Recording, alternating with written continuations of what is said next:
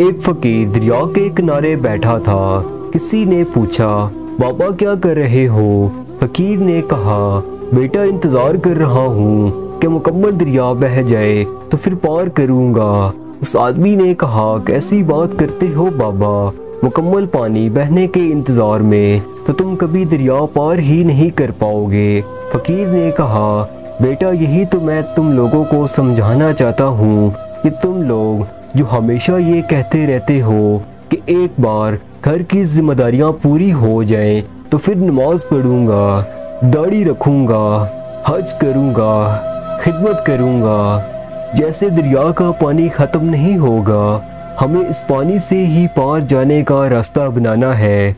इसी तरह ज़िंदगी ख़त्म हो जाएगी पर ज़िंदगी के काम और ज़िम्मेदारी कभी ख़त्म नहीं होगी।